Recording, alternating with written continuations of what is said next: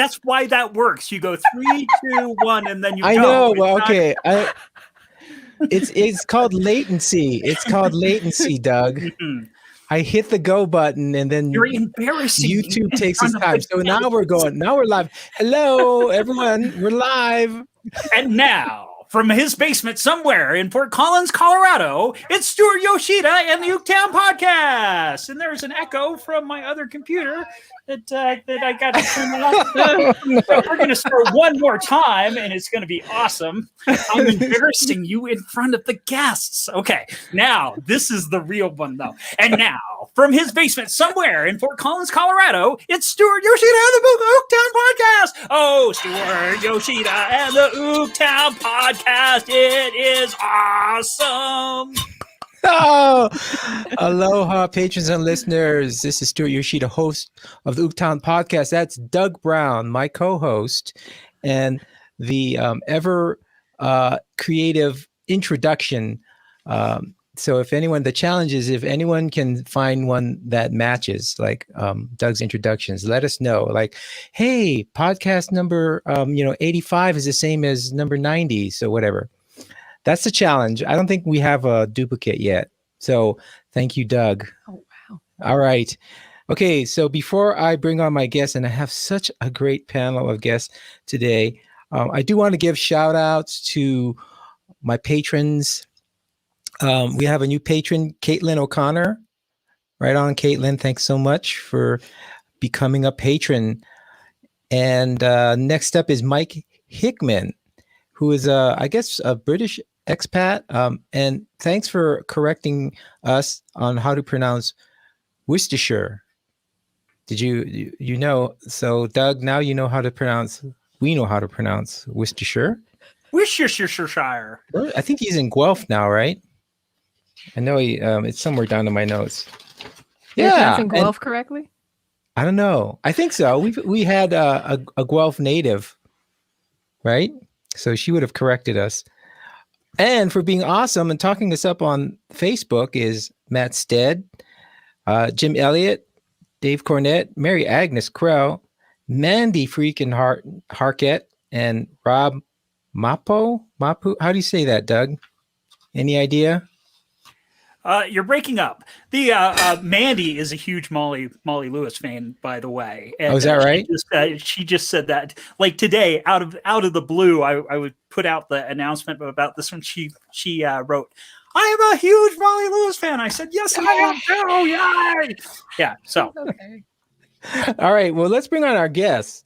I want to first bring on our new guests, first timers, Meredith Harper, host of Ukulele is the New Black from Canberra, Australia. She's in her 4th year of broadcasting. Welcome. Well, thank you, Stuart. So good to be here. I feel really special surrounded by all you people. Nice. Well, it's special to have you. It's so great to have another podcaster, ukulele player. And next, I want to bring on Brad Bordessa. He does Live Ukulele website since 2007. So I don't know. That's amazing.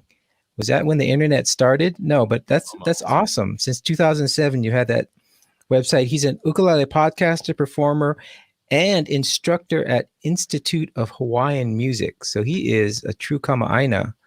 Welcome, Brad. Aloha, Stuart. Thanks for having me. I'm not an instructor at the Institute of Hawaiian Music. Oh, okay. Hawaiian Music. You give me too much credit right off the bat. Oh, well. But you could be. But you could be. So you're gonna have to talk to us about later on about the Institute of Hawaiian Music, because that's awesome. I've always, hey, this is the roots of the ukulele, and Hawaiian music was huge influence, obviously, on the ukulele. And last but never least, we have a returning guest, and we haven't had her on in a while, so I'm so glad to have her back. Molly Lewis, singer, songwriter, internet podcaster, ukulele performer. Welcome back, Molly. It's lovely to be back. Well, the last time was like 2015. I looked it up. I'm sorry. I was the same height back then. That was a long time ago. I know. A different world. Yeah. And I love your background there that you do. Thank you. Is- I know we were yeah. talking about content, so I brought out all the stops. Wow. You got to show the uke to prove that I own one. You know how it is. Right. Oh, you know what I forgot to do pre-show because I was having so much fun talking to you guys. Meredith, you're gonna do a ukulele performance if you want. We'll come up later. Molly, if you want to, or Brad, if you have an original, let us know. And See, Doug, I've already done mine, so it's exactly got that out of the way. Okay, so we got a whole bunch of topics to cover, plus some bonus ones that I didn't send along because they're just specific to you guys, and I thought I'd just surprise you with some. But you know, this is Doug and I are in the this will be 9+ years counting. So in March it'll be 10 years exactly when we've started podcasting. Awesome. Yeah. So things have changed. You know, I never imagined doing a streaming podcast before that, just recently. So things are evolving and I love it. But for those of you who do the podcasting or even just live streaming, what's your approach and your advice for up and coming podcasters? And, you know, maybe we can even give them some ideas. But so first of all, let's start with Brad.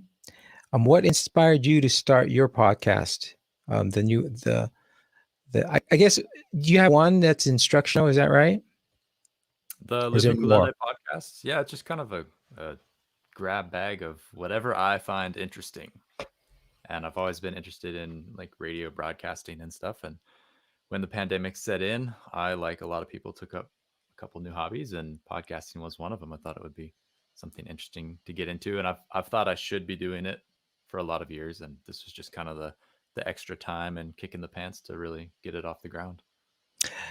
Well, I guess that is one of the good things about the pandemic is it has inspired people, right? Who are at home going, what can we do? We're stuck here. So yeah, that's a great one.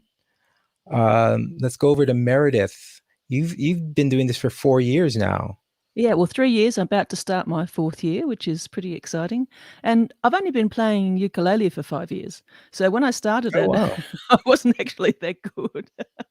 But I guess I wanted to make it, I listen to a lot of podcasts and I love them. And I just thought, and there's this wonderful free content that's out there. And I thought, well, really, if I'm going to listen to so many, perhaps I should give back. And it ended up just being a really great creative outlet for me. But when I thought, well, the thing with a podcast is there's so many of them out there, and there's so many. You'd only have so many, podcasts about people reviewing movies and chatting about crap to their friends. And I thought, well, if I was going to do something about ukulele, it's obviously not going to be for me, a technical one like Brad, because I didn't really know that much about it. But I thought, well, I could just talk to the people who play, and that's actually always a different story. And essentially every episode I talk to a different ukulele player. In fact, Molly has been one of my guests. And it's because it's everyone's story is different. It means I can have the same philosophy for each episode, but always still be something different. Yeah, that's a great idea. I know that at one point I was considering that format, and I chose a panel format, and I was always hoping that there'd be more people who do the one-on-one interviews, because I think that you can do a really great deep dive on that.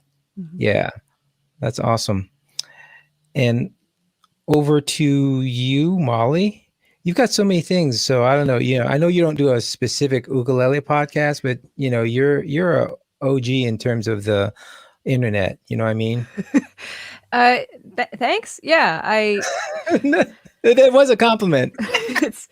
Well, I started doing ukulele content on accident. I recorded a cover of Toxic to show my friends, and then oops, it went viral. And that was in 2007. So I've been in the game as long as Brad has. Wow. Yeah, you got OGs here. I wasn't even on doing. And I cropped it out in my camera, but I am wearing my Uke shirt today, my Uke Fest shirt. Which one? Which fest is it?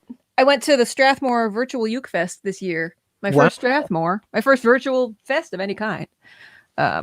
So finally, I'm accepting ukulele instruction after all these years of telling myself I didn't need it. Is that Strathmore, England? Where is that? Strathmore, it's in the DC metro area. I want to say okay, Maryland. DC. All right. Yeah. All these old towns from the from Europe coming over to the Big United old States. buildings. Yeah.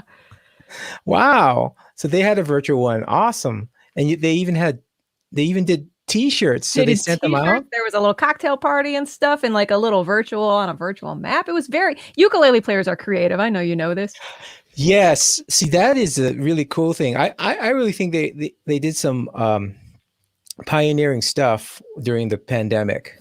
I think that, I'm sure there was a lot of virtual online ones, but, one Craig Chi and Sarah Mizell started doing these really well done virtual ones. And a lot of people have been doing virtual ones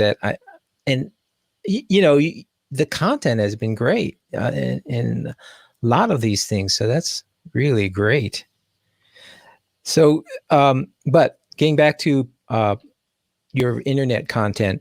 So you started off virtually and not virtually. I'm sorry. You started off with the Toxic and that went viral. Yeah. And then what? And then I started writing my own songs. I wrote a song about MySpace. If that tells you how long ago it was. Nice. And shortly after that, I met Jonathan Colton and Paul and Storm, who kind of, mentored me about like how to sell stuff on the internet, how to book a tour through just your fans. And so, I think, and we talked in previous OokTowns about how the internet was kind of blossoming to connect weirdos to other weirdos. Yeah. And so there was a lovely sort of wave to ride, which led to, a cruise and several conventions and, really kind of opened me up to a lot of great weirdos across the planet. Well, I want to, we're going to take a little side tour here because it turns out that Molly, you and Meredith were on the Joko cruise in 2020. Yep. I was on a cruise in March. Yeah. Well, you guys dodged a bullet there. And then anyone how was that? And how did it turn out? Would it surprise you to learn that nerds love specific instruction? I know, and they actually follow them and do science, that kind of thing. Proactively observe distance, like even when they had been drinking, a lot of elbow bumps. We were trading like, what songs can you sing for 20 seconds while you wash your hands? And just vigilant about it. And we learned that, there's a certain amount of confinements to quarters that would have been like, you can't come in. And the cruise was not only beneath that, but it was beneath just the industry average for like confinements to quarters. Just like, and I don't know if that was people not reporting their symptoms, seemingly not. We seem to be fine. But the nerds were vigilant about like, we will not let this virus ruin our party. Wow. Yeah, I don't know if anyone was sick afterwards. I didn't really hear that, but I was fine. Just kind of standard food poisoning kind of things, from what I heard. Standard food poisoning. I ate too many tacos and I got a little tum-tum, Oh, wow. They have tacos there on the ship too. That's awesome. They have everything. The food is nice. I think we would have heard about it if it was a super spreader event on the Joko cruise. Oh, you would have seen pictures of people dressed like mermaids coughing on each other and whatever. Although, we may have missed out on Jonathan Colton doing a song about that.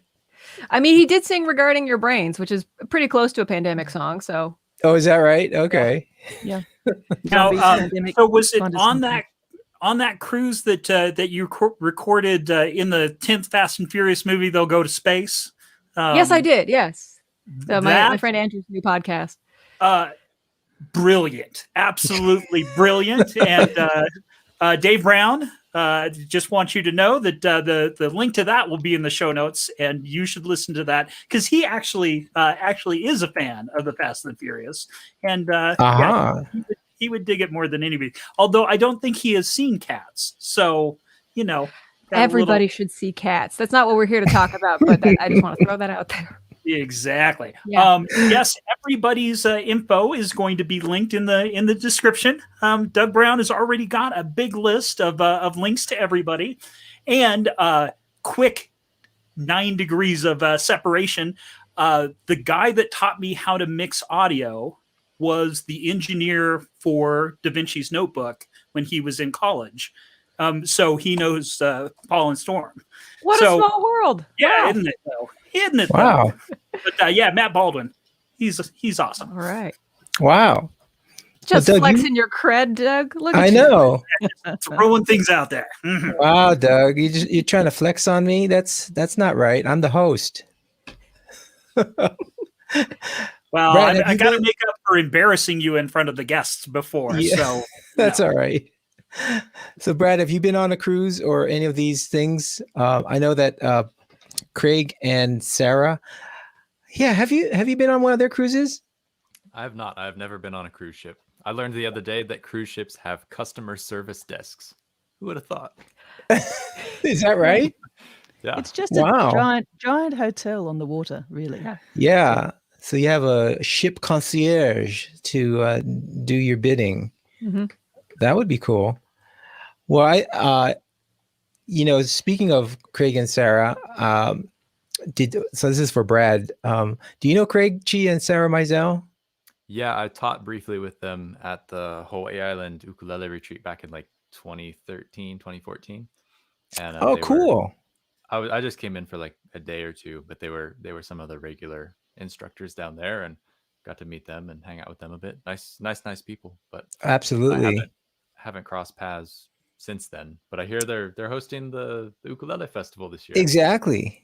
That is what I was going to bring up. So that's going to change. I'm wondering what you want to see at that ukulele festival, and I can open up. Molly and Meredith. I don't know if you one of the bigger ones. I don't know if it's the biggest, but it's got to be up there, right? The Hawaii Ukulele Festival on Oahu that the Sakumas used to do. And have you heard? I'm sure they're doing a lot of planning, but what have you heard, and what would you like to see at this that maybe is different from, I don't know, past years or things like that? I haven't heard anything. The one thing that comes to mind that would be cool would be to put some of the artists up for workshops and lessons. That's something that I don't know how feasible that was in the past with the setup they had, because it was so. That is interesting. So in the past, they have not had that at the. They've had some workshops, I believe, but I don't know if specifically with the guest performing artists. Right. See, that would be cool. Yeah, that seems like a mainland thing, and I don't know why they didn't do it in Hawaii for that. So that's a great one. All right, we'll drop a note to Craig and Sarah, and maybe they'll pick that up, or maybe they're already planning it. Who knows? That would be great.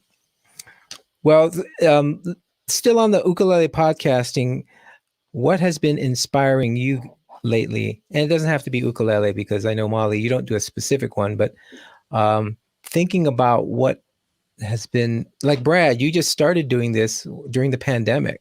Yeah. So, what are your thoughts on where you'd like to go next with the ukulele podcasting? Well, I mean, I just kind of approach it from what would I find interesting, because I find that that's a very different side of the coin from what most ukulele players already get. Just from my background, we all have different colors that influence us, right?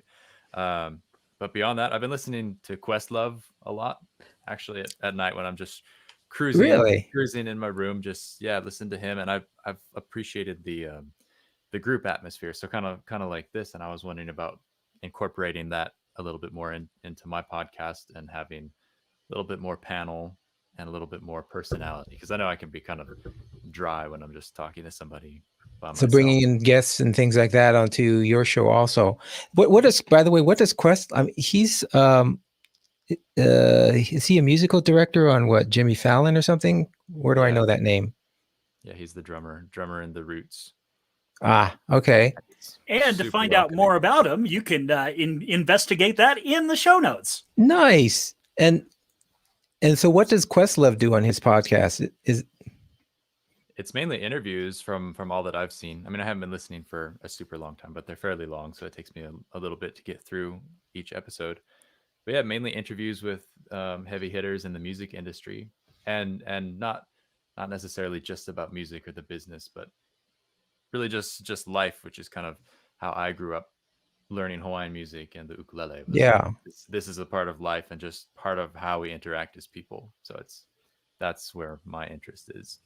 Awesome. Absolutely. I think that music, connecting us is definitely something very universal. Meredith, what is inspiring you lately?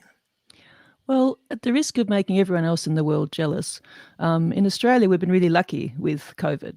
Our government shut things down really, really early. I know where you're going with this, and yes, we can actually play together in the same room. Oh, I'm sorry, I shouldn't be saying it, but to me, that's my thing now. It's just been after I found last year, I really didn't enjoy just sitting in my room playing on my own. It was good, but it was nice, and you sort of got a bit more technical, and I started practicing proper things like scales and arpeggios and getting a bit technical. But I really do enjoy playing with other people. And the thing I'm enjoying there this year is not just playing with other ukuleles. It's actually I've got my band, I guess I'd like to call this. The podcast has a house band called The New Black. There's 7 of us. And while we all do play ukulele, because that's how we met, we don't all play that when we play together. So we have some percussion, we have a bit of bass, we have cello, and sometimes a bit of guitar. And I really enjoy that, blending all the different sounds and not just having, what I call the wall of strum, where everyone just plays the same thing together. Because that's fun to do, but it's not fun to listen to, Yeah. See, this is great because, you started off from ground zero on the ukulele, and now fast forward 5 years and you're looking at arrangements and bands and things like that, and that is that definitely is next level. Yeah, and it's such fun. And the good things, we're all very look, to be honest, most of my other band members are more talented than me. I can sing. That's my big talent, is I can do that. But they are so much more musically talented, and it's great. You just get us all in a room and say, let's try this song, and you get something amazing. And it's just awesome to do it. Really is. All right. Well, I know you're going to play the theme song from your show. I will. So at the first break we have after this round of questions, let's tune up your ukulele, bring it out, and we're going to do that. Awesome. We had a comment from Daniel that Molly has a ukulele podcast. It's just on Twitch. And let me tell you, right? I had no idea that Huel, that Sunday in the Park with Huel is I had no idea who that was, and it's awesome. Yeah. I would say it's more visual than a podcast normally. It's pretty much entirely visual, actually. And does anybody else remember when video podcasts were a thing, or am I just that kind of dork? No, I started the thing because of Leo Laporte and This Week in Tech, right? Mm-hmm. He is the godfather of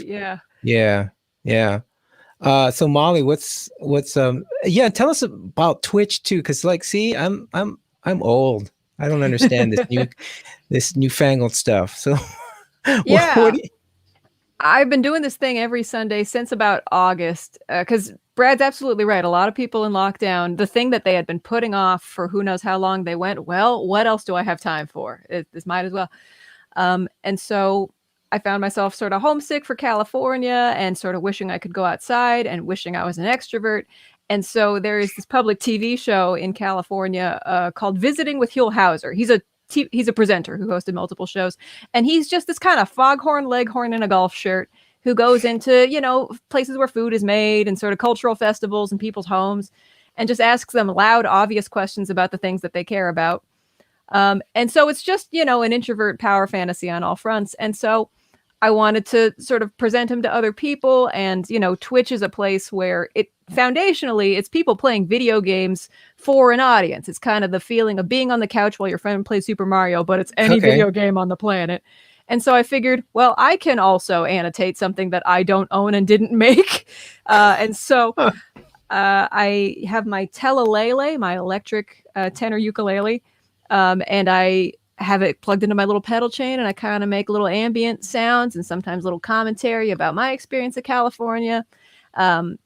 And just kind of give people a place to gather. You know, there's much like this, there's a chat, and there is, and, you know, Heel gets right up in people's faces and he touches them. So it's kind of all the things we miss sort of post-COVID. So it's kind of a nostalgic journey by seeing other people, touching other people in public. Sort of being in the past vicariously through this very loud man. Wow. And so you kind of, you play that and then you make ambient music and comment on what he's doing. Is that it? Yeah. And people in the chat are, you know, they're right on Google, kind of, you know, like Doug here dispensing facts for us. You know, people will say like, oh, this Satsuma farm is still in business. You can order dried Satsumas from them. Or did you know that she's actually married to that guy? Or, you know, there's sort of a little pop-up video thing going on with people in chat kind of annotating with facts. And so it's a generally sort of educational, sentimental experience. Wow. Okay. So like I could stream old episodes of Hawaii Five-0 and make comments about all the silly things they're doing. I'm hoping that because I'm playing music over it, it was a PBS show to begin with. And also if someone puts an emoji in chat, it'll float around over the screen, that it counts as, you know, I'm not sure about things that like a network owns. I haven't ventured into that territory. Oh, okay. Yet. People watch movies and stuff. It's a whole it's the Wild West, baby. Wild West. Well, I think they demonetize, at least on YouTube, they demonetize it, you know, if you're using that. So it's not a big deal. And I'm not a Twitch partner or anything. There's always kind of a like donate to Feeding America if you feel like it, because the customary pattern for a Twitch streamer is to routinely ask for money, which I'm not comfortable doing. So I just go, hey, remember, food insecurity is still a thing. And anyway, back to California. But I was inspired to do that because, you know, I did YouTube videos for the longest time, and I hate the process of recording a thing and then reviewing that footage. The review process, I just can't stand it. But live streaming, as I'm sure you guys know by now, cuts that process in half. From setting up the camera to having the thing out there, that's a single step, you know. Right. Much more immediate. I know. And we've even talked about doing some editing, and we haven't gotten around to doing that. Yeah. Someday, Doug, you're the video guy, right? Well, so I am a live sound engineer, and the idea of being in a studio and doing a top mic and a bottom mic, and then we'll take the input out of the live pickup, and then we'll put it together every single. It's like either that or I come in, we set up all the mics, we go. And then you never have to think about that show ever again. It's just off into the ether. And so, I'm a big fan of fly away, event. Baby bird. Yeah, I am too, because I don't have enough time in the day to do that. I have done, editing of videos and things like that. But probably not my forte. So I do like that. So, okay, I'll look. That's a new thing. Forte means loud. So I will look into these live streaming different types of apps. I don't know. I just can't see me doing this. I don't know, Doug. What do you think? Like Twitch? Have you watched Twitch? Now that I think about it, I do remember hearing about Twitch and that people play games like, hey, you have a song about Animal Crossing, don't you, Molly? I do, yeah. Playing Animal Crossing and things like that. So it's a parody of Waters of March by Hobim. Because when you're alone on an island, bossa nova is kind of all you can think about. It's very Sad Auge, the whole Animal Crossing. That's very meta. The interesting thing about Twitch too, because again, everybody who had a hobby they were putting off figured out how to do it. Twitch has sort of structured itself outward from it was originally just games, and they were like, okay, but you can talk to people, but you also have to be eating. Okay, you can just talk to. They keep kind of expanding what you are allowed to do, and as a result, you can search by like what the person says they're doing. So you can go to Twitch and just look at the musicians that are currently on Twitch. I'll tell you now, about 2/3 of them are out of work DJs. No kidding. Wow. Yeah. Pretty much looking just like Doug. Yeah, some green screen background and just kind of throwing their arms around. Well, let me tell you, being a front of house sound engineer for a DJ is awesome. It's like, whoop, there we go. Yeah, you probably don't have to do much for them. Just try and turn down the bass when it gets really too annoying. Oh, people go Wow. for the bass. People I people know. turn up. I hear know. that it's all about that bass. No trouble. We'll have none. No trouble at all. Doug is bringing booty back.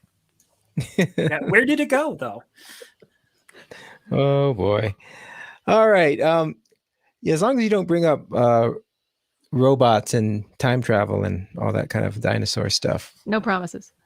Yeah. Oh, so way back when you were talking about the things that that the Hawaiian Ukulele Festival could add to bring more interest, giant robots. Obvious answer there. Oh, you did it. You went there. All right. Well, we'll drop a line to Craig and Sarah about that. Giant robots. They may go take you up. Who knows? Hey, we're gonna let Meredith, if she's ready, and you want to sing us your theme song, that would be awesome. Sure. I just grabbed my ukulele, which is All right. and I did tune it earlier, but I'll do it again because where is my tuner? There it is. Because I have put new strings on this a little while ago, which means it'll stay. Right, and it's also warm down there because you're in your summer. Correct. Although it's a little bit chilly this morning. Really? All right. Well, it's been weird. This has been actually our wettest summer in a while, and coolest summer, which is good. I don't like the heat. Well, you need the. It's saying it's El Nino, whichever one it is giving us a cooler now. Well, you know that's that's. my head without stuffing up my. You need that after all those fires, which we had here too. So that is just. Yeah, fires not good. No, Not good. not at all.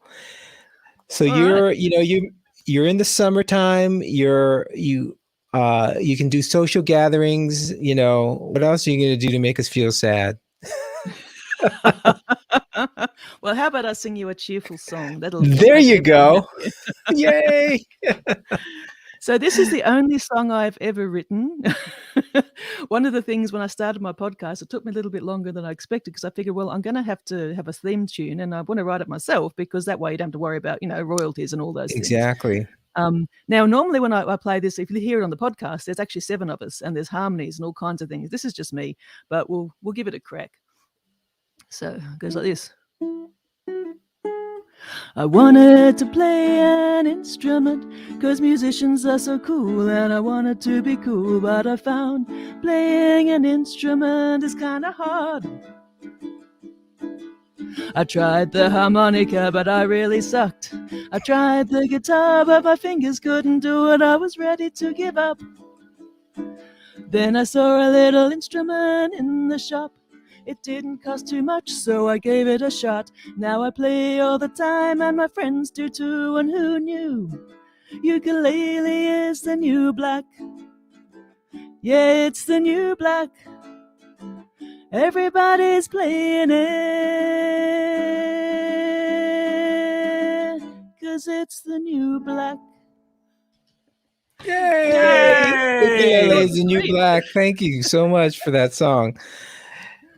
And that is true. We're still on the riding the popularity of the ukulele, which is awesome. I want to switch gears a little because we're going to talk about gear.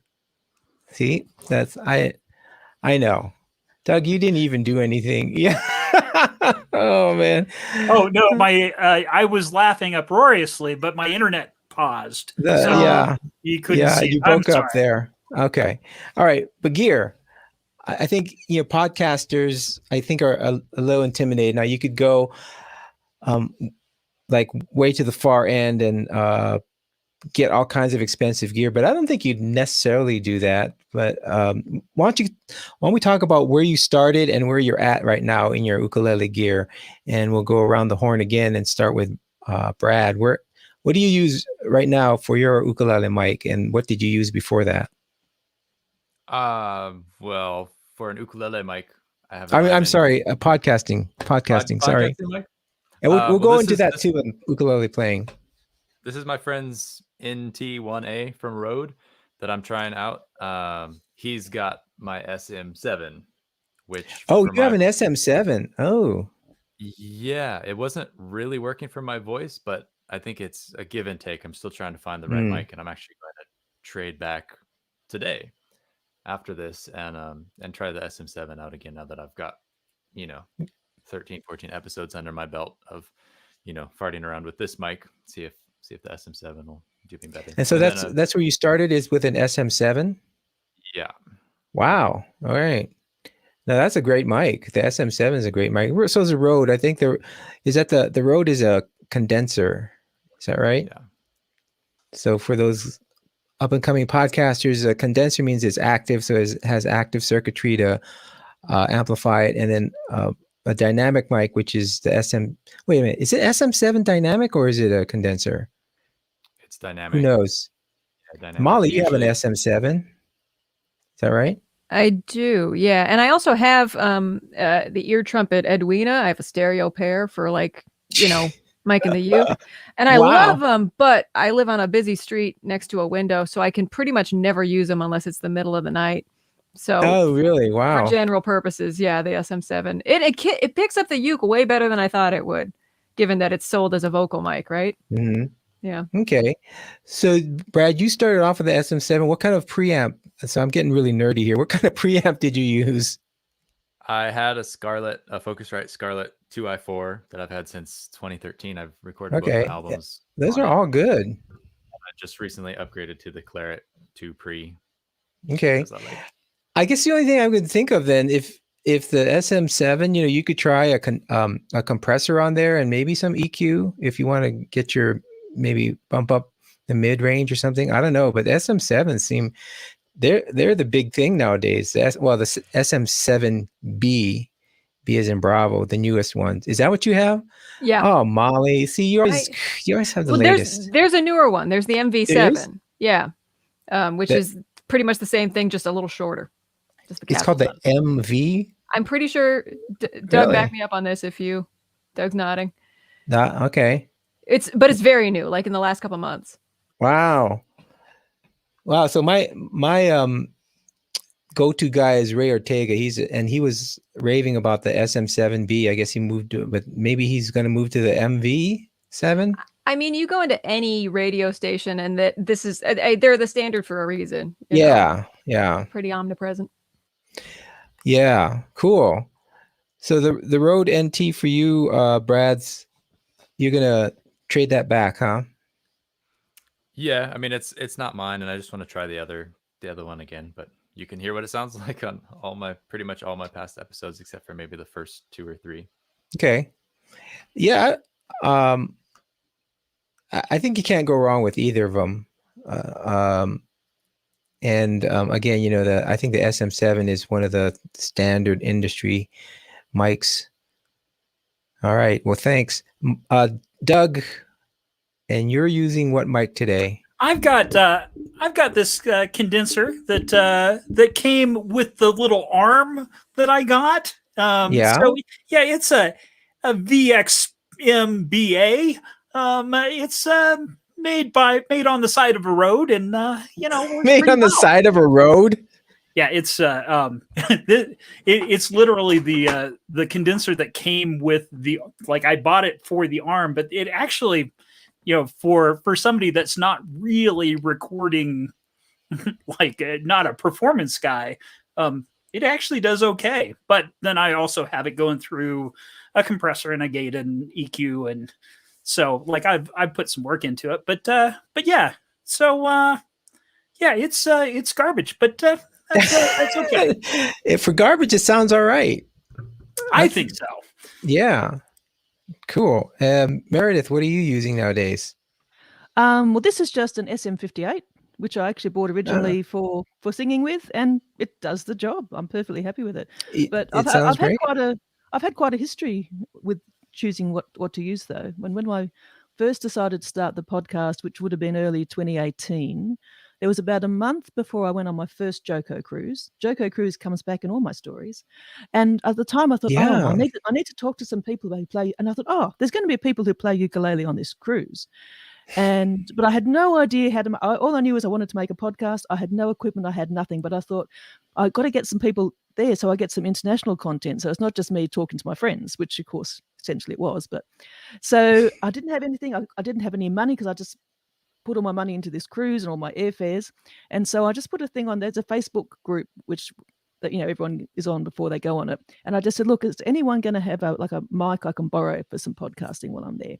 And then someone came up and said, oh, look, I've got this. You can use this. I don't use it anymore. And I said, oh, great. If I like it, I'll buy it. They said, no, you can have it. Don't be stupid. And I thought, oh.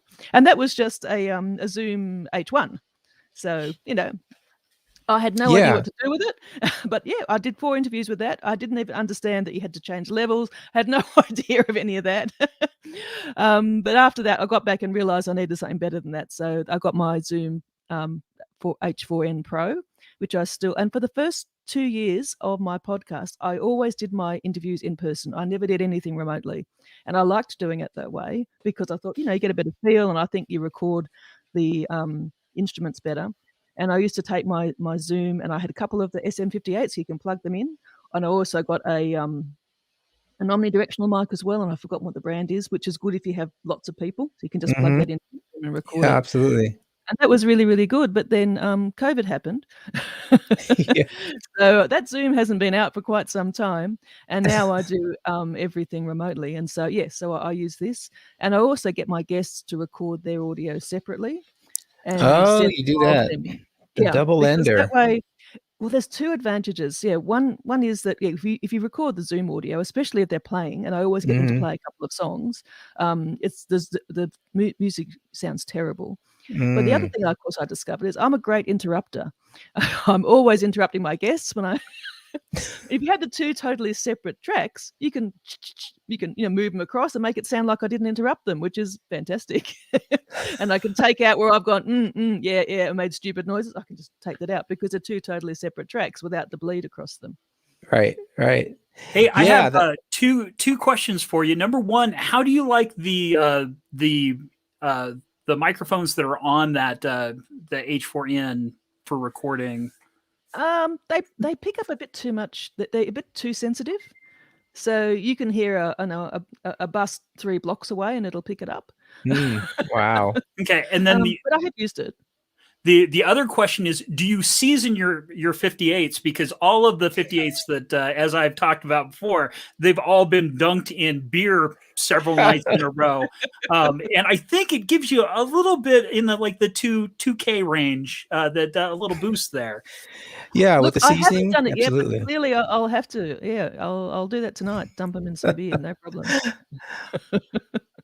All right, so Molly, let's get your gear, and then if you want to play a song, hey, we'll buckle up and let her rip. So, what are you using nowadays? You said you're using SM7B. I got the 7B, which is going into the Shure X2U, which is their USB, their most simple USB interface. Yeah. I also have a Focusrite for the Telelele. Because I was using my tenor for my stream initially, but I wanted to set up a thing where it would duck the show down if I was talking and then boost it back up. And so I wanted separate inputs. It's the most complicated thing I've ever. Wow. So you set up ducking on your system. Do you do that when you live stream too? Yeah, no, it's through Loopback and Audio Hijack, which are not cheap, but I love them. I've gotten every penny out of them so far. And I think that's the main, and then, video switchers we can talk about later. See, this is like you're on. Yeah, I mean, I come to you. Whenever you're on, you give me this great little technical tidbits. Did I tell you? We were just geeking out about Evernote. I know. I know you were talking, and from then on, I go, I gotta check this Evernote out, and now that's all I use it all the time. It's awesome. It's huge. It's all over. Right. And I mean, I'm a dork about that. My grandpa was a photographer, so I love swapping out lenses and goofing with the apertures and stuff. You do a deep dive into all these things, which is awesome. So you do, that's so for the average podcaster. I don't know if they need to. That is like no, absolutely not. Like when I did, because I haven't done a ukulele podcast. I haven't gotten those two bits of my identity to intersect yet, but. When I did, we used an H4n like Meredith has, and just the Audio Technica. What are they? The 2048s or something. Just I think Leo Laporte recommended them actually, or maybe Merlin may Oh have. yeah, I think I have one of those. Yeah. Audio, the ATR 20 something. Yeah, they come with the little hat and the little cradle, just, you know, kind of one-stop shop for podcasting. They were the ones that tested.com. Okay. Oh, I think I have the other one. This one is it's a USB mic, and it comes generally you can buy it with a arm and and it's pretty ready to go. Yeah, and USB mics are way better than they used to be. Like I had to do all this sort of stuff with my XLR with the Zoom to use it as an interface so I could get the separate tracks because that's the thing about podcasting is if your listener doesn't want to hear sort of weird silences and vocal tics, they shouldn't be listening to podcasts. You know, you can kind of relax about that to a pretty major extent. Although, can I just put a hand up as someone who has misophonia? I can't. I have a lot of trouble with the mouth noises. I spend a lot of time editing them out of mine, and I do when there's too many of I can't do the noise because it'll be on there. Yeah, I hate when I can hear that someone hasn't drank enough water. Like, Ira Glass, just drink some water, Ira. Just please. That's right. So yeah, I do try and edit out all of the nasty noises like that because I can't handle it myself. Yeah, you're a better person than I. No, it's absolutely. And the first podcast I listened to was This American Life, which is a different standard of podcasting entirely, like compared to, you know, My Comrade and Me or whatever that show was, Chapo something, which is just, you know, like, and How Did This Get Made, which is in a theater. Like there's all these different audio standards. And so if you're holding yourself to a particular I would stress that you shouldn't like focus on the gear to the point that it keeps you from making the thing. Like start making the thing first and then refine your process. Mm-hmm. Yeah, absolutely. Just start where you're at. Get a decent mic. You can, even the $50 Snowball mic is very decent, and you can just plug and play. And again, like you said, Molly, you can refine that later on, upgrade or get whatever you need later on, get more gear, get more software, whatever you need. Yeah. See what people respond to. Yeah. What feels good. Yeah. And if your first few episodes are rubbish, that's how it is. And I always say too, whenever you're listening to a podcast you haven't listened to before, listen to the first episode and the last episode. Because if you just listen to the first episode, my first episodes were terrible. Because I did tell you what mic I had. And it's fine. And look, whatever the people, they're listening it for free. They're not paying for this stuff. And that's why I try not to get too hung up on it. Look, you're getting something for nothing. Aside from my wonderful patrons who do pay some money, but they don't have to pay it. And so, just you shouldn't have ridiculously high standards when we're doing this for free. Absolutely. So, Molly, do you have your ukulele? Right. You asked me to play a song. Which one? This one? Oh, okay. Whichever one works. Whichever one is closest. Does that sound in tune? I don't know if that's in tune.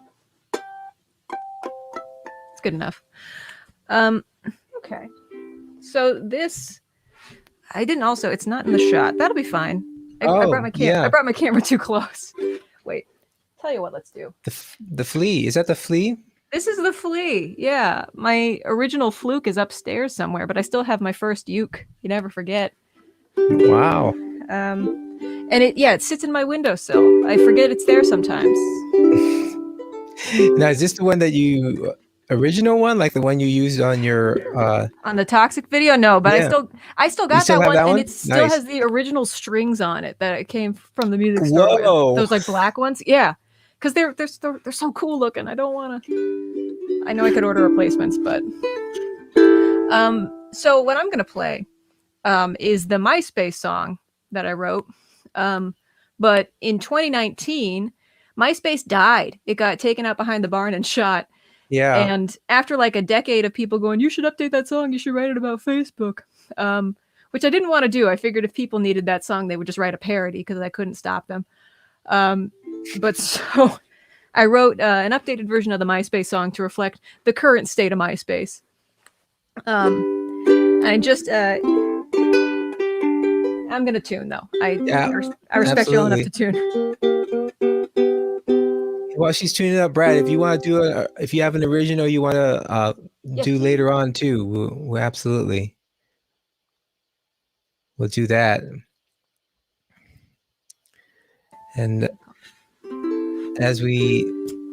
I was listening to some of your songs, Molly, and I have to say that one of the best presentation songs plus song was Road Trip. Aw. Who did that watercolor? That is an artist. I can't remember his last name actually. He's on Twitter as Eiffel, like the tower, Eiffel Art. He does a lot of video game art. Matt Cummings is his name. And he also did the art for Pantsuit Sasquatch, which is my grumpy political song. Yeah, and just wonderfully talented. He also streams on Twitch actually as he's painting, scenes from Pokemon or Animal Crossing. Just is a beautiful style. Well, the painting plus the song just go together so well. If you guys haven't heard that, there's a song Molly that's called Road Trip, and it's about an astronaut. So you're just gonna have to listen to it. It's based on a true story. It is based on a very true story. All right, which one are you're singing? MySpace song. The new version of the MySpace song, the accurate version. A little more self-reflective, because the first one I was just mad. This is in the past. Here we go. The years are going by so fast, it really is bewildering. And we'll be so-called grown-ups and have mortgages and children. I hope we all gain worldliness and wisdom and maturity. But I hope most of all that MySpace falls into obscurity. I hope our profiles all go dead, entombed in distant servers. A monument to our youth, although lacking its observers. Your page will be an empty shell when no one is behind it. I hope your MySpace stays forever, and I hope your children find it. How I hope that you forget about your MySpace. I hope it slips completely from your mind, and I hope it stays up long enough for the next generation to find. And I hope that it embarrasses your children. Hope their bratty friends all forward it around. And I hope that you forget your password so you cannot take it down.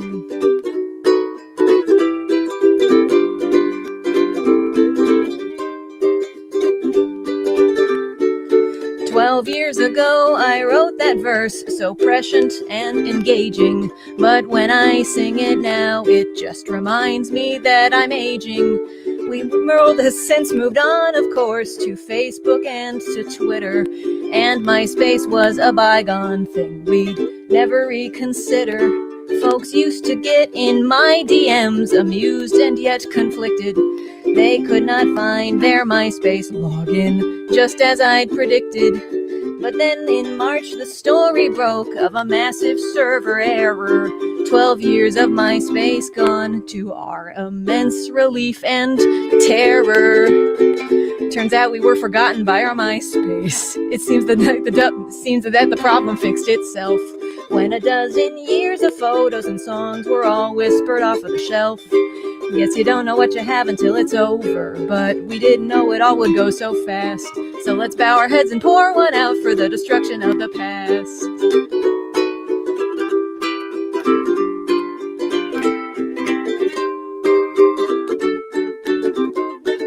All the autoplay music and unreadable text dissolved into zeros and ones, so pay your respects. There were countless musicians going out to their fans through their pages. A decade of amateur art, a moment in time, the lot of it lost to the ages. The social web predating the hashtag, now at the bottom of the existential trash bag. If I had a band, then here they'd take a solo.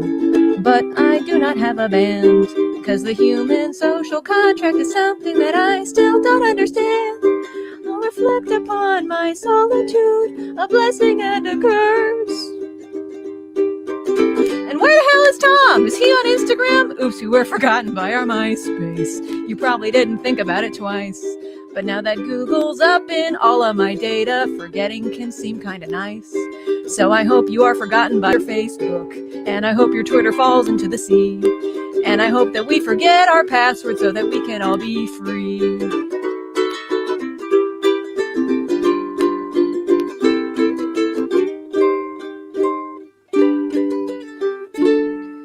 So smash that follow, ring the bell, leave a comment if you must.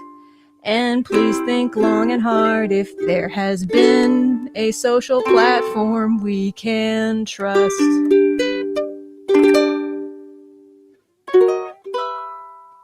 Yay! Nice. Very good. That's a song for our times. Trenchant social commentary from a child. Isn't there a project though where they're trying to archive the internet? What's that called? Oh, there's like the Wayback Machine. The Wayback Machine. A lot of I was terrified to learn from one of my Discord members that my MySpace is still in the Wayback Machine. So that's what I was wondering about. My kids can still find it. And for another great song too, I think people should look for the open letters to Stephen Fry. So Doug, we need to put that one in the show notes too, which still brings a smile to my face because you got to sing it to Stephen Fry. And I honestly, I got to tell you, Stuart, I don't know why I kept playing it after that. I kept it in my set, but it had fulfilled its purpose. It had actualized as a song. You can't do much better than singing it right to the guy, right? Yeah. Yes. At that point, you're reading somebody else's mail, you know. That's true. But everyone go and take a look at that. And the link for the actual evening with Stephen Fry is in the show notes. And that is the best. That is awesome. Yeah, our wedding day. I know. He turned several shades of red, I swear. Yeah, me too. I don't know how you could play that. Muscle memory, man. Right there. If it hadn't been for Woodstock and playing it at so many shows, I would have just barfed probably, you know. But I just kind of went into the fugue state, and at the end, he was kissing me on the forehead. So that was awesome. He is tall. Quite. He also, prior to my performance, had given an 1.5-hour lecture about the history of humanism just off the top of his head. Wow. And then I had to follow that. So it was scary all around. Oh, awesome. All right. We're going to get back a little bit into where do I want to go? Oh, actually, you know what? So Brad, you get ready to play your song. And I also am going to talk about Hawaiian music. So I did want to talk to you, like Institute of Hawaiian Music. What's your involvement there and what's going on there at the Hawaiian Music Institute? Yeah. Right out of high school, like most people, didn't have any idea what I wanted to do. And the guy I was working for, I was actually working in a poi shop, peeling taro, Thursday morning. Wait, a poi shop? Really? Yeah. No kidding. In Honoka'a, right by Waipio, that's where they grow the taro to make the poi. And everybody goes to the poi shop at some point. But my boss came in with an application. He's like, hey, I heard about this awesome program they're starting on Maui. It was actually the dad of one of my main mentors who was, kind of linking the Hawaiian world with the university world with University of Hawaii Maui. And I went over and applied and got accepted and moved to Maui for 1.5 years for this brand new certificate program. So it wasn't actually a degree, but yeah, we got to study Hawaiian music and Hawaiian language, played just tons and tons of gigs, got to meet mentors and great musicians. It was fabulous. Wow. Because I sing Hawaiian songs, but I just, it's pretty much phonetic. It's not like, I mean, I recognize some of the structure of it,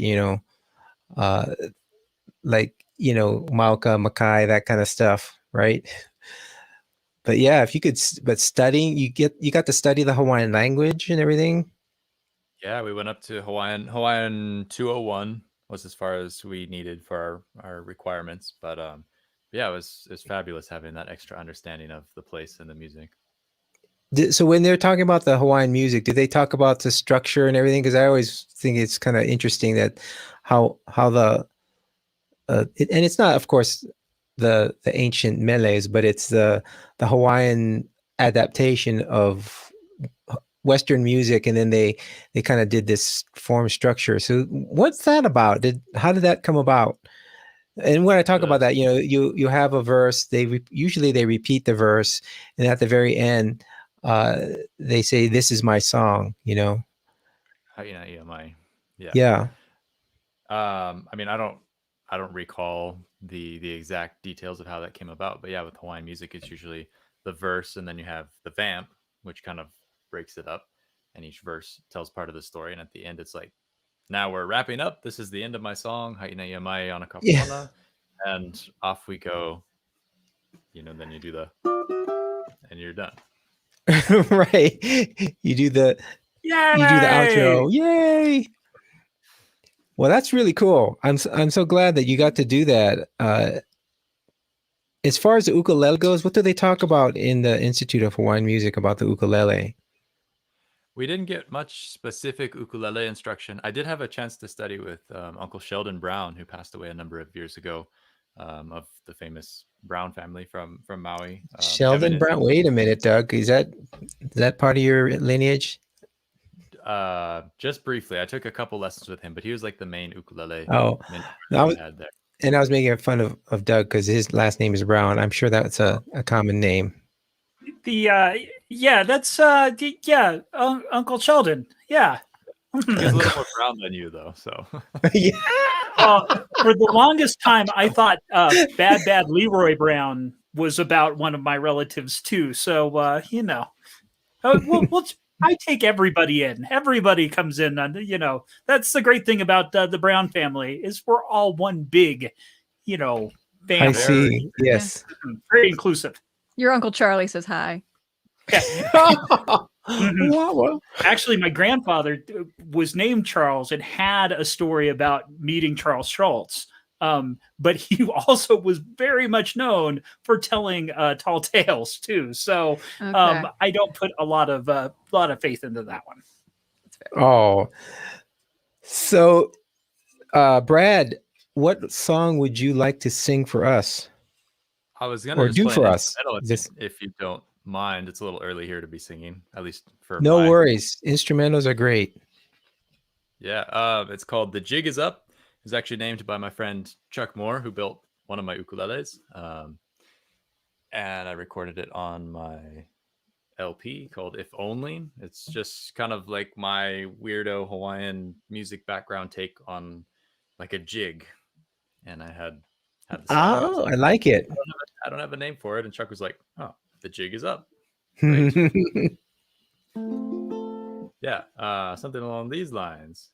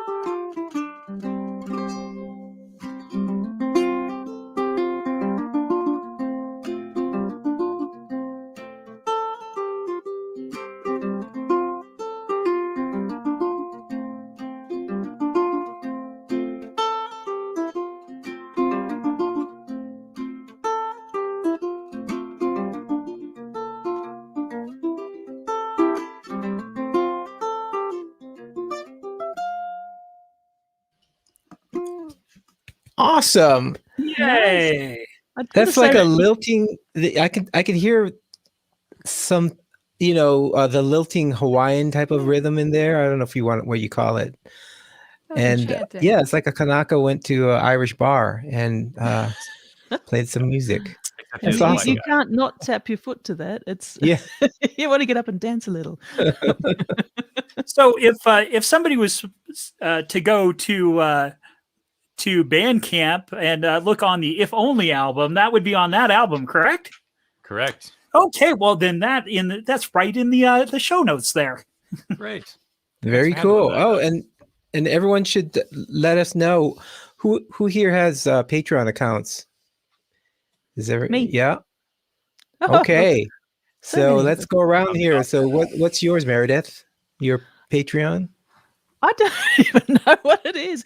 All right, I'll give you time to look. It's ukulele is a new black rather than me. I think I don't even know. Isn't that bad? Doug I just will put look a it link up, to I'm in my sure. show notes. And I've got to be honest. When I found last year, I stopped pushing the Patreon so much, and the reason for that is I have a day job. I have a Mhm. full-time job which pays all my bills, and I was able to do completely through COVID. And because of that, I actually sort of stopped pushing it because I figured there are a lot of musicians out there who actually need the money, and I don't. So what my Patreon does at the moment is it covers all the costs of me making the podcast, which is Yeah. awesome. So it's made it cost neutral for me. And I just thought at the moment, this is not a time for me to be greedy when there are other people out there who are, artists who actually need the money Yeah, way more than that I is do. very, very nice of you to do that. And Molly, your Patreon? Mine's patreon.com/Molly.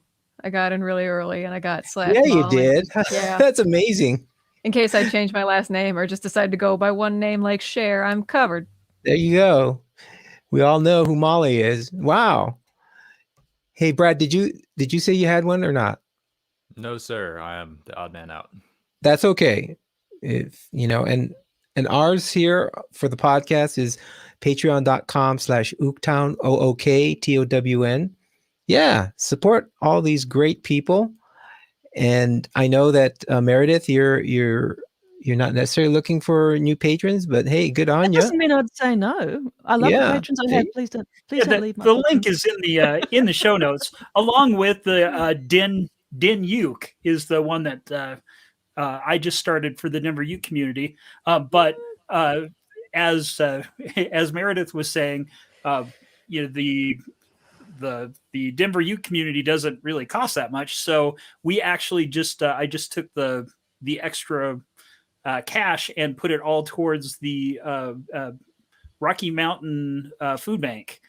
This You month. did? Nice. Yeah, awesome. actually, kind of a cool story. One of the guys in the club turned 64 and really wanted to have a Beatles-themed ukulele strum-along birthday, but he couldn't because of COVID. Yeah. And so he said, for everybody that sends a video to this or a link to a video to him, he would donate $10 to this food bank, a local food bank, up to Wow. $640. And I said, well, Wow.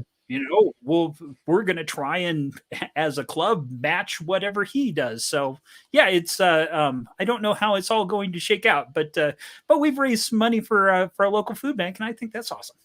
Wow. Yeah. And that's so much. There's so great need for that. That's really awesome. I know that. And by the way, on the chat, there are tons of applause for all of your performances. Everybody thought they were Yay. awesome.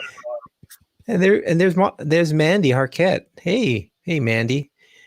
Daniel Naruta. Are you House of Uke? Who's House of Uke? I'm House of Uke. All right. Alina Waters. Oh, sorry if I mispronounced she your is name. the leader of the Firehouse Uke collective. So it's fuck. Fook. Sorry. That was my. I mispronounced that. It's Fook. Yeah. I hang my head. I'm embarrassing you in front of the guests again. Look, it's an important job. Someone's got to do it. I'm so impressed. What are you talking about? Uva.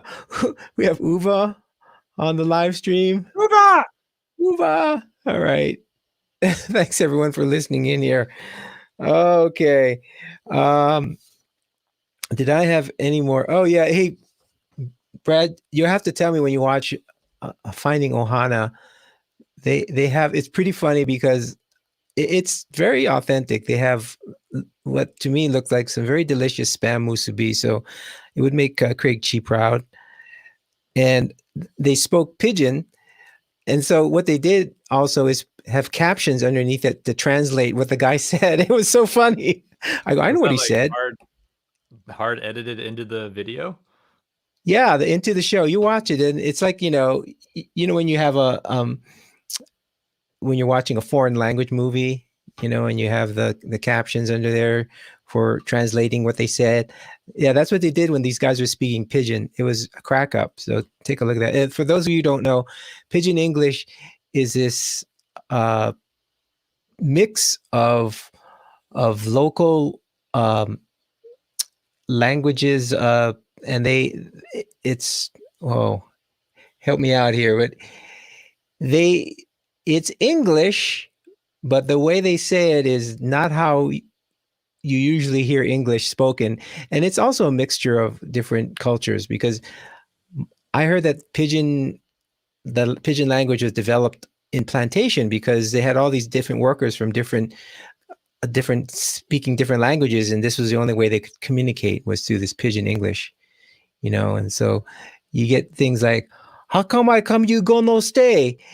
And it's like, well, those are English words, but what do they mean?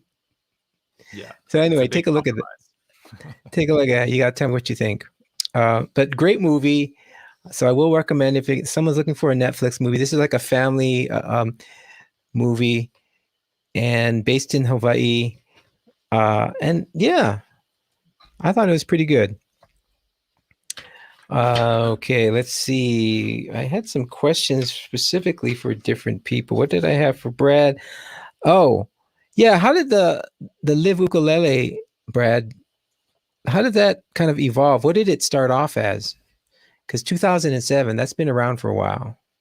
It started out as a money grab in high school, trying to raise funds for getting to a Hawaiian music workshop. Oh, is that really? Yeah, that and it never happened. It didn't make us money then, but I've kept it going over the years, and it's kind of has evolved into being successful enough that it does pay the bills now. And it's the home to all my teaching resources and a couple ebooks, and hopefully this year a few courses or something along those lines. Wow. And you've kept the domain name, so that was good. I mean, that's a great name. Wow, that's cool. And I had a question for Mandy, since I'm kind of going around here. What? Yeah, Mandy is not on this podcast. She's listening to it. Sorry, Mandy Harkett. I know you're listening and you're not on the show. I'm sorry, Meredith Harper. Meredith. M names. It began with an M. What do you think makes a ukulele so popular in Australia? Because that's kind of, down under. I guess, is it New Zealand because New Zealand's nearby? I don't get it. That's... Look, it's not just Australia, it's everywhere. And the thing I'm really amazed, I love looking at the stats for my podcast and seeing where people listen. And I had this huge spike a while ago in Germany, of all places. Japan, it's just everywhere. And I don't know what it is specifically with Australia, but it's insane here. I mean, even in where I live in Canberra, which is it's not a big, there's like 500,000 people living in Canberra. It's not huge. And we have like 5 or 6 ukulele groups just in the city. It's just massive. And I don't know what it is. I think it's just, maybe it's a community. To me, it's about the communities of the people. It's not necessarily the instrument.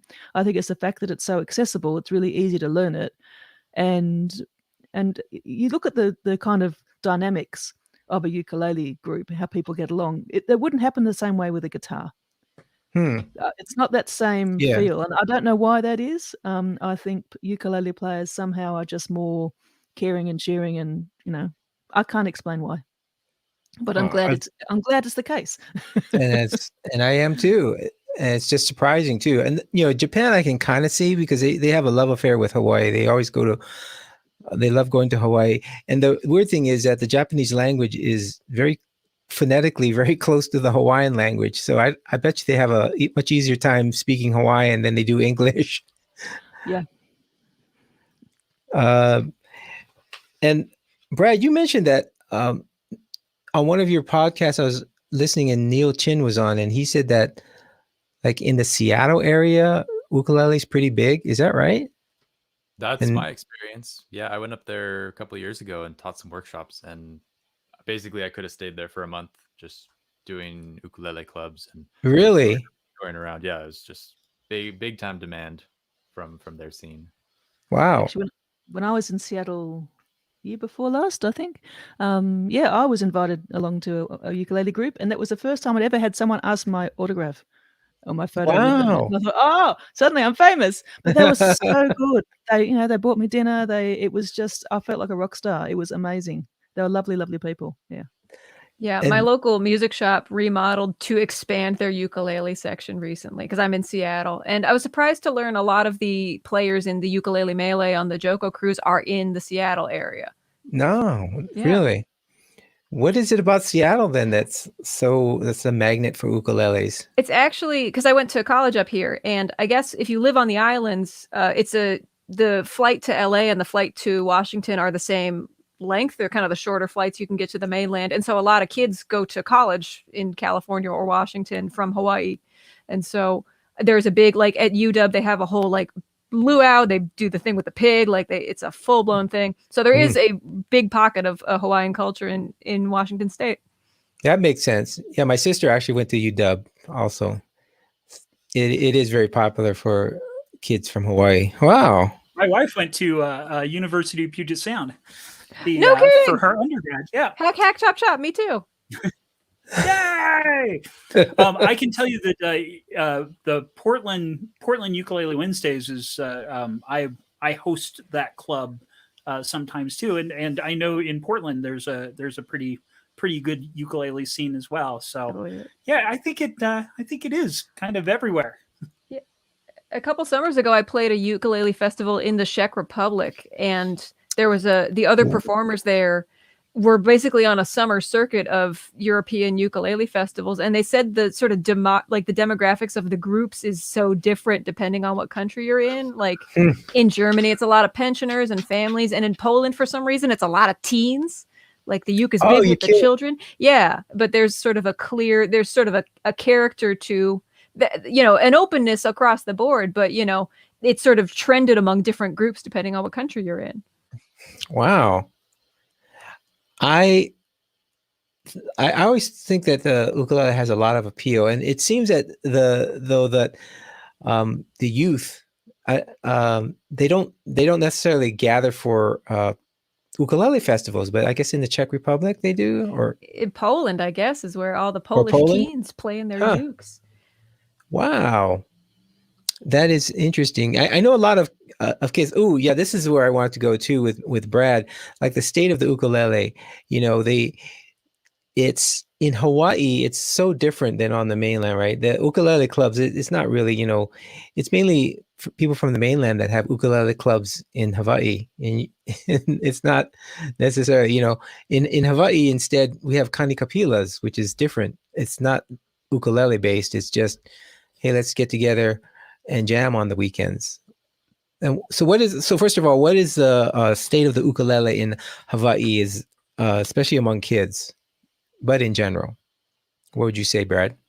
Well, I don't have a super good finger on the pulse at the moment. I was always surprised and disappointed at how little ukulele there was. The town that I live in has a great music program. Gary Washburn, he's actually been, he has a Grammy for his work teaching at Honoka'a High School. Oh, wow. He has a Grammy? Yeah, I guess it's some side award that they give out for excellence. Yeah, no kidding. In teaching. But so the music in the town and the jazz program and the ensembles is through the roof. It's fantastic. But as far as ukulele goes, you see a couple middle schoolers walking down the street playing, but I haven't noticed a huge interest lately so much. But I'm in a smaller town. I don't really have that much access to the polls. I think that, from my experiences, the ukulele has been around so long. I think people in Hawaii take it for granted, and kids kind of walk around in high school and intermediate school, as we call it in Hawaii, playing the ukuleles. So it's not cool here. Maybe that's it. It's not cool. I always thought the guitar was much cooler growing up, and And I think I don't know what it is about the ukulele, but yeah, even with Jake, it's still not cool. There was a resurgence for a while that I saw. I mean, I went when I was coming up kind of through the ranks and studying my peers. There was a big group of us at the workshop, and we were all just doing our thing and studying. But because I haven't been to a local workshop here, I'm not seeing it so much. But I mean, there are kids who are playing. There's a couple of sisters over on Maui who go to Uncle George's workshop, and they shred. It's amazing. Or is that who is that?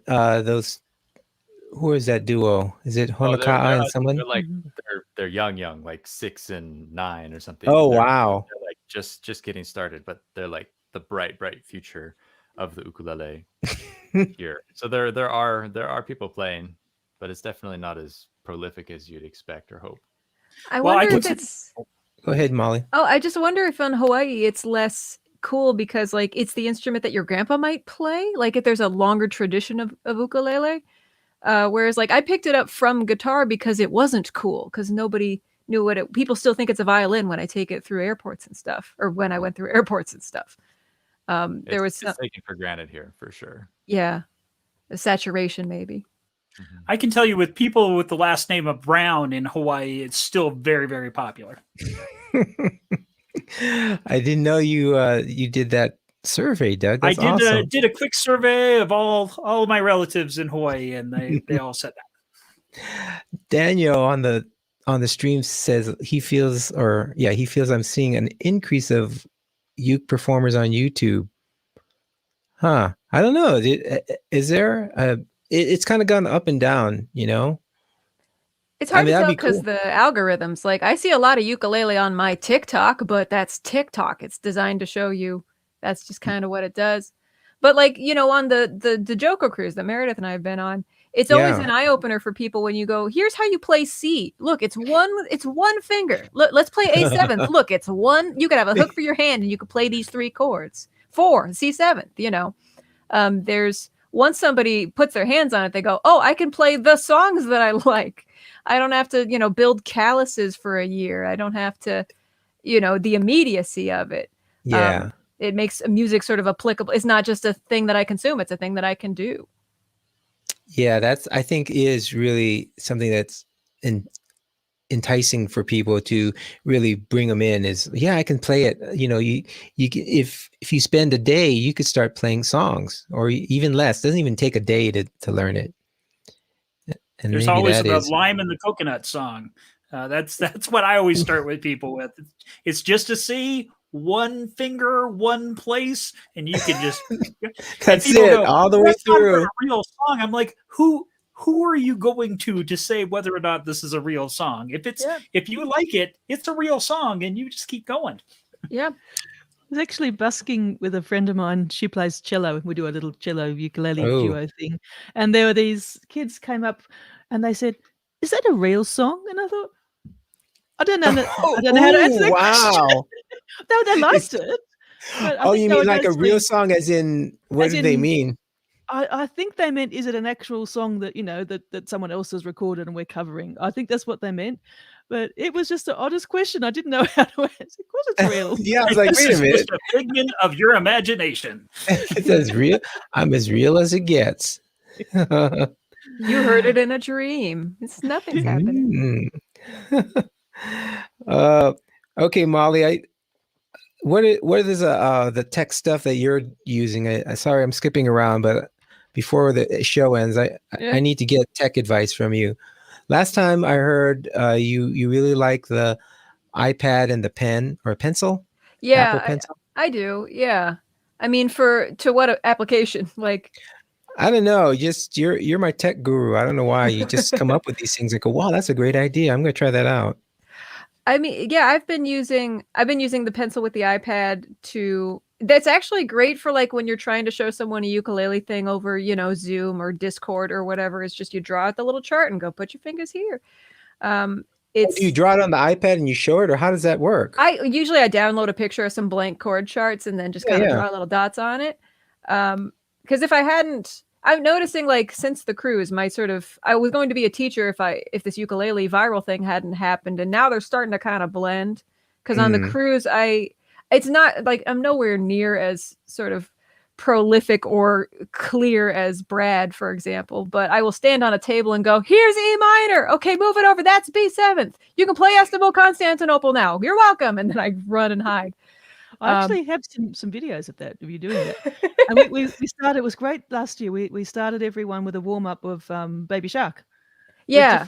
Different words though. Yeah. Different gender neutral words. What are some ungendered sharks we could talk about? It was fun. Yeah, I'm trying to figure out how to, Brad, we should talk. I'm trying to figure out how to instruct ukulele sort of en masse. Because I think a lot of people have probably picked up ukulele in lockdown. You know, it's compact and it's appealing, and probably looking for some guidance. Well, actually, yes. my last episode. Sorry, go on. No, go ahead. Then I'll go. Yeah, my most recent episode, I put a little bonus episode out a week ago, and that was actually talking to 3 people from AUTLA, which is the Australian Ukulele Teachers and Leaders Association. And they actually specifically all talked about, ways that they found to get around Zoom and to help them with teaching. So you might find that an interesting one to listen to as well. Yeah, unlike you, Meredith, we crave the collective ukulele experience. We can't have it. I know. Yeah. I won't tell you that there's a real ukulele festival happening in a couple of weeks in the Blue Mountains. Stab me in the heart. You're killing us. But although having said that, I was actually originally going to go, and they're doing it very carefully. They limited numbers and everyone's spaced out. And but in the end, I actually decided not to go because we had a big a spike of COVID in Sydney about a month or 2 ago. And when they do that, the borders all shut, which means that, and actually it's okay now, but the thing is, if I go to New South Wales, which is where that is, and something happens, I can basically then get stuck in quarantine for 2 weeks. Oh, okay. And I thought just not worth the risk. Yeah, the chance in that. But yeah, do they have the vaccine? Not yet, no.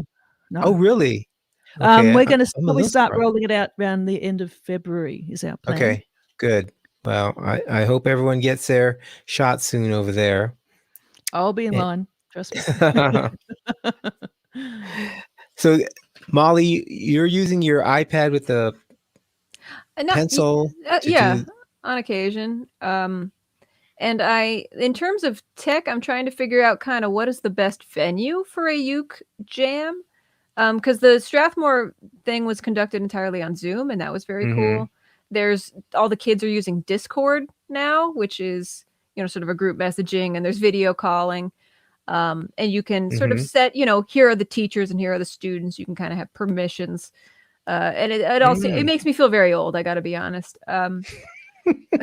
But yeah, I don't know what other tech I can dazzle you with, Stuart. Like, so what tech problems do you need solving? I don't know. What video switcher are you using these days? What video which? Video switcher? Oh, yeah. There you go. I'm using the Blackmagic ATEM Mini, which was like $100. It's got 4. Yep, that's the one. Oh, is that right? That's my baby. You took it off my desk. Nope, here's mine. Yeah. And it's kind of overkill for what I need, but I've got the camera with the lens on it. Look at the depth of field.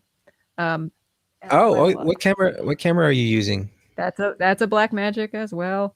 I have the lights back there. Got my ring light. Got my stuff. Okay, you use a ring light. Nice. Yeah. She's gone. She's back. Well, I like that you kind of have this ambient colored light behind you. It's a sort of the I can't remember the French phrase, but sort of the thing for the game streamers. You have to have a distracting wall full of things and put some ambient light on it.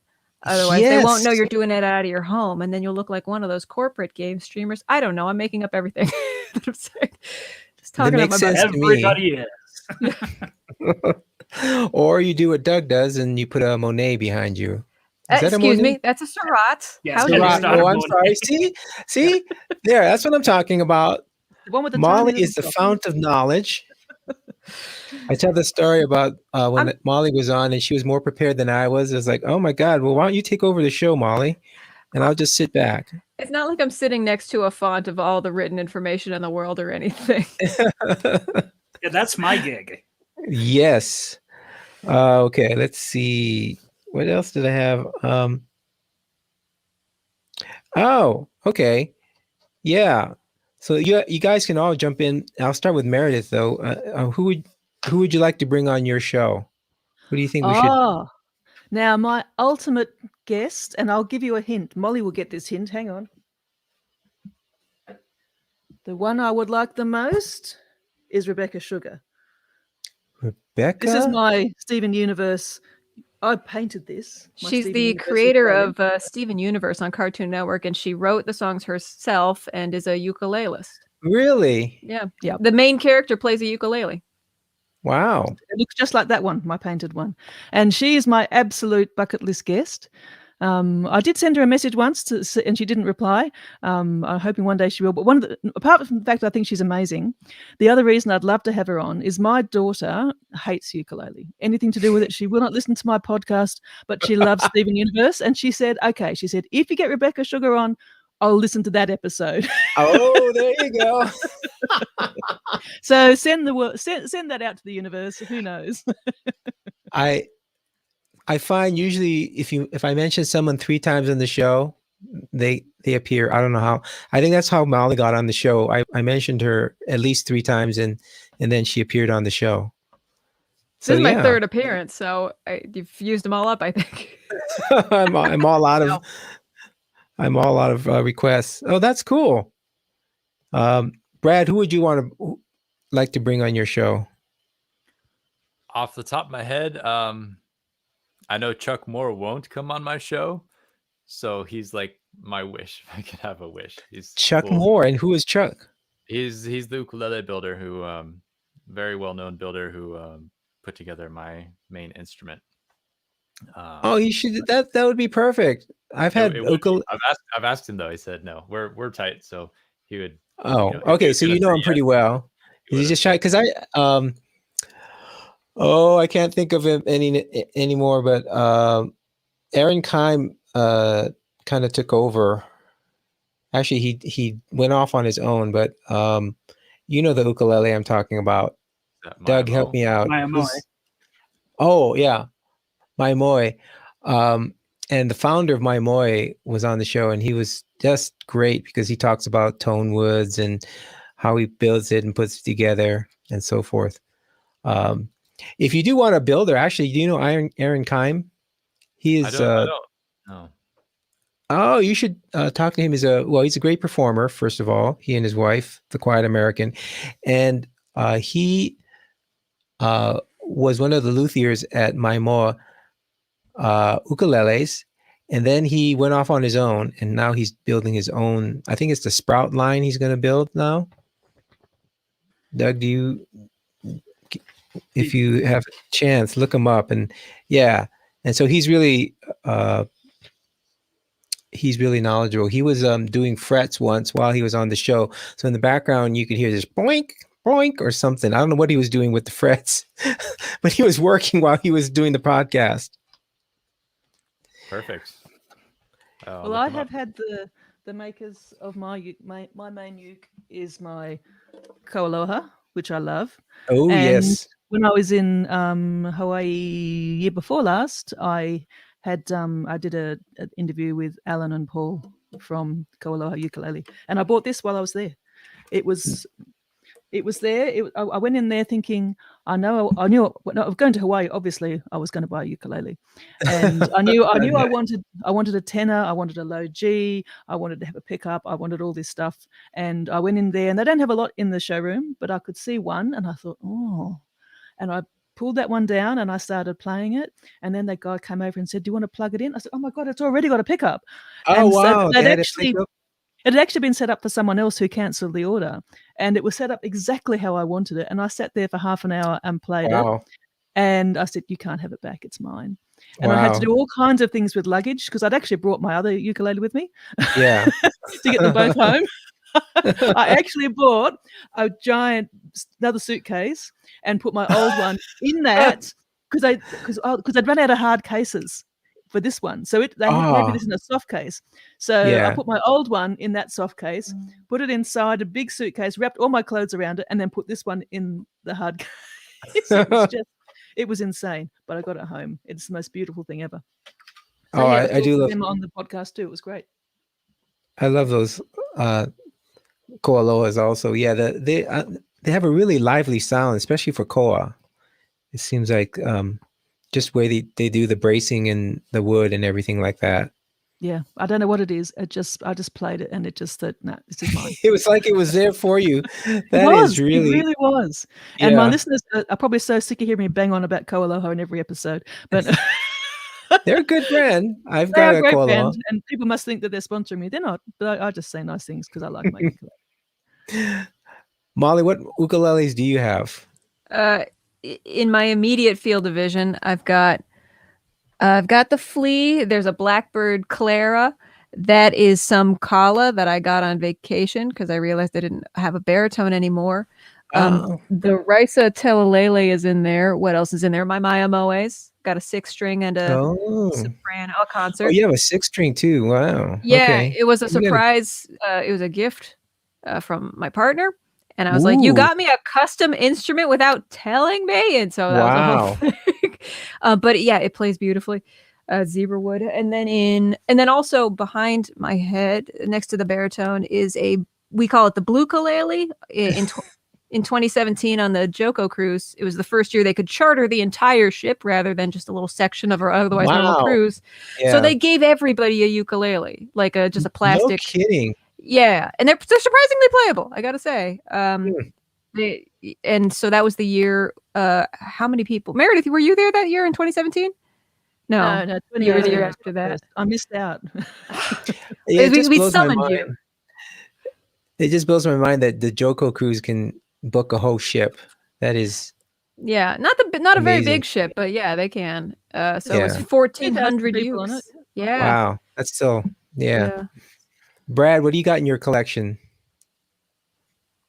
Well, the Morbetta, I've got this super beat up old Kamaka that Wait a minute, the Morbetta, is that the one that's really highly figured and they have all kinds of inlays and stuff, or is that a different one?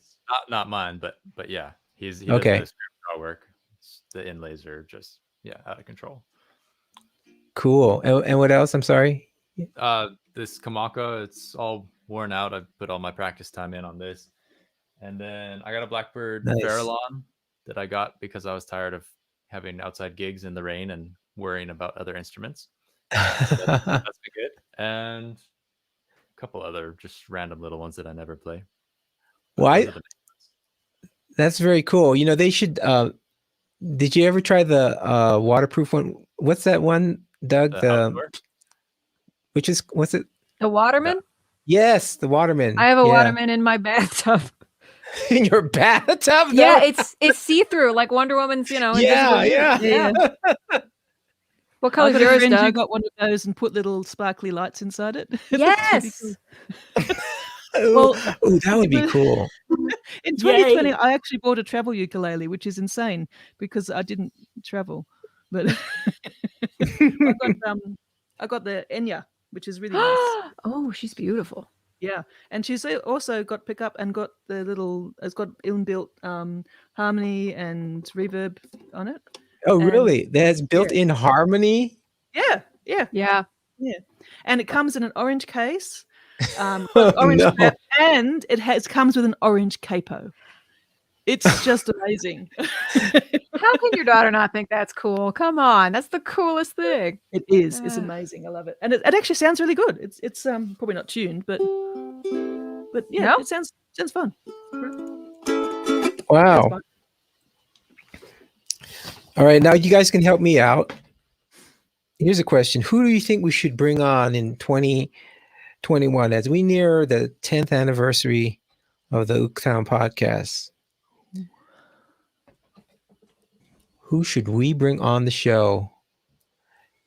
And I'm actually going to do a surprise one. Doug, you've been given some great. Doug, by the way, you can thank Doug for all of you guys being on the show here because Doug recommended you guys for the show. Yes, so because you all are awesome. Thanks, Doug. Well, you didn't get around to who I would like most to have on our show. No, you are okay. And obviously Mandy and the Yeah. Ukulele again. Ukulele, yeah. I think that's who we should have on. And but more than that, I actually so I don't know. You don't know. Back to you. Back to I was just busy looking at this Inya Nova U Mini Black carbon fiber uke. And See, carbon fiber is another good one, right? Totally distracting. Well, the carbon fiber is great because then that's definitely waterproof too. And I hear it sounds really awesome for carbon fiber. And that's what I hear too. But this this purple one, by the way, not mine. This one I think belongs to my cat. So yeah. Oh, that's one of the ones in your quote family collection. Is that right? So I own 2. Yeah. And then, but then my wife owns 3, and then my kids each own 5, and right. And we're to the point where pets are getting some now. That's how you justify it. I like how you roll. Meredith, you've had quite a few on your show. Who do you think should be on the OokTown podcast as a panelist? That's interesting. Actually, I really like having people from different countries. One of my favorite ones I did last year was a lady called Charlotte Pelgen, and she's from Germany. And she was so good. And at one point, she actually sort of said to me, I forgot what she said. She said, "Oh, is that the right word?" I'm thinking, your English is better than mine. Seriously. But she was wonderful. I think she'd be a great one to look up.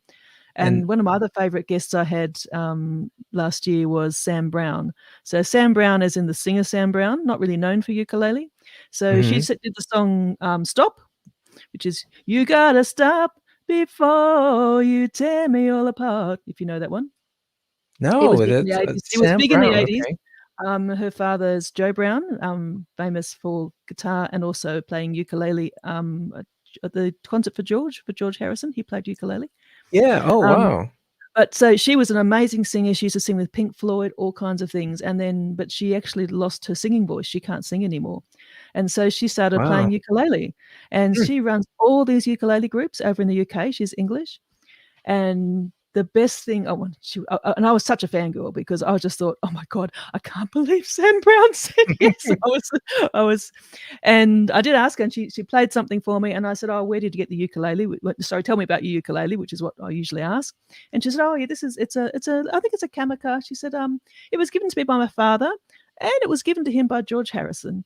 And I just wow. And afterwards, I thought of all the things I should have asked, but I was just saying. Well, he was famous. George Harrison was famous for giving people ukuleles. Yeah. Well, good on him for giving kamakas. That's awesome. Yes. So that was just incredible. So I mean, she would be a wonderful guest as well. So you can look up my episode with her and well, you have to email me these people, and I'll see if I can get them on the show. Yep. I also had Phil Dolman, but I know you know Phil Dolman. Oh yeah, we love Phil. I had him on last year as well. I had a lot of fantastic, but I really love getting people from all around the world. So not just get the different accents and the different points of view. I think is really, really good. Yes, and we love your Australian accent. And that's one of the reasons why we have you on the show. Happy to provide the accent. Molly, who do you think we should have on our show? I was gonna suggest Victoria Vox, but you've already had her on the show. Oh, we'd love to bring her back. She's so excellent. I'll second Charlotte Pelgen. She sings like a bird. She's beautiful. She was actually at the Czech Ukulele Festival that I played. That's how we met. And speaking of the Czech Ukulele Festival, the guy who runs it is a British expat named Ben Anderson, and he runs the biggest ukulele shop in Central Europe. And he's great. Has a lot of great ukulele stories. And Jim Boja, who has been on Meredith's podcast. Yes. Yeah. Get him to tune things. Oh yeah, he's a guy, and he actually, I let him borrow my flea because one of his strings broke on the cruise, and then he complained about how the frets are black and how he couldn't had the audacity to complain about a borrowed uke. So I'm sure you'll get a lot of strong uke and tech opinions out of him. Okay, just a lot of opinions. Yeah. But he's a very interesting guest. Absolutely. Yeah. And he does a great cover of a Todd Rundgren song. It's on the tip of my tongue. And in the background, he has from that old sci-fi movie. Yep. What's the song I'm thinking of? It was late last night. And da, da, da, da, da, da, da. I saw the light. Oh, you That's just it. triggered the algorithm on YouTube. I know. They're gonna block me. Hey, this is Yeah. come on. This is fair use. You may know him from he did Bruce off Broadway, a ukulele tribute to the Boss. Really? No. Oh, yeah, gotta when look Bruce that up. Springsteen was doing his whole thing. Yeah, Yeah, so good. that kind of Oh. guy, that kind of Cool. nerd. All right. Brad, any suggestions for us? James Hill's always great. If you haven't, James caught Hill him. is. Yeah, he's so hard to get on the show, but we would love to get him back. We know that one of his main contacts up in Canada, Cynthia Kinnunen, and so I'll have to go back to her. Yeah, he is great. Neil Chin was another one I really, really enjoyed. But Neil Chin, okay. yeah, it kind of depends, just because somebody seems like they'd be interesting doesn't necessarily mean that they're the best fit, is what I'm finding as I go through different. Yeah, and some of the sleepers are like fabulous interviews. Cool. All right. Awesome. Well, you've given us a lot to look at here. I'm not sure what we're going to do, Doug. We'll have to think of something for the 10th anniversary one. So it's coming up in March. Oh, and what else about that? Yeah, and then right after that is going to be coming up on our 100th. I was hoping like the 100th episode would be the 10th year anniversary, but it's not going to work that way unless I start cranking out a lot more podcasts, which I can barely get one out a month. So that is coming up too. And I think we are basically, I'm through the questions, unless there's something in here that you guys want to talk about that I forgot. Well, Yeah, I just wanted to. Sorry.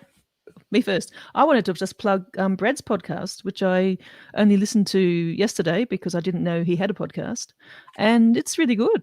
It's a lot more technical than mine, but mine is a bit more giggly and fluffy. But but if you actually want to learn something useful, and there's lots of ukulele played on there too, which I really like. It's not just talking; you actually do practical stuff. So yeah, it's a really good podcast. And I love the diversity of these podcasts. So yeah, go ahead and check it out. We're going to have a link in the show notes to Brad's podcast and to everyone's podcast here on this. To Molly, Ukulele's a New Black. Yeah. And who else had a comment here? Was it Doug who was? Oh yeah, I was just going to say that you guys are awesome. That's that's the one topic that I don't know that I got to, but I just wanted to make sure you all knew that. Yeah. Awesome. And so I want to thank all my guests and patrons and listeners we have on the show. Brad, and you can see Brad at liveukulele.com. And we have Meredith Harper, who does Ukulele is the New Black. So check out her show. And Molly Lewis at what is your website? Is it Molly Lewis? Go ahead. It's mollylewis.wtf. Yes. That top level domain was available and mollylewis.com was taken. So it just seemed like a message from God that was going to be my website. I don't even know why they allowed WTF. What? No. Where did they get that from? I don't know. There's a website called Dumb Domains where you can just cycle through what stupid top level domains are available. I highly recommend. That is so fitting. That mollylewis.wtf. Go and check out Molly. Thanks everyone for being on the show. This has been so great to have you on. I always learn so much. And Meredith, you did get in giggly and fluffy, so thank you so much for getting that in. Just in time. Yeah, just in time before the show ends. All right, and as we do on every show, on 3, let's all say aloha. All right, here we go. 1, 2, 3. Aloha. That worked better than I thought it would. Awesome. You guys everybody. are just fantastic. Just what a joy to talk to you.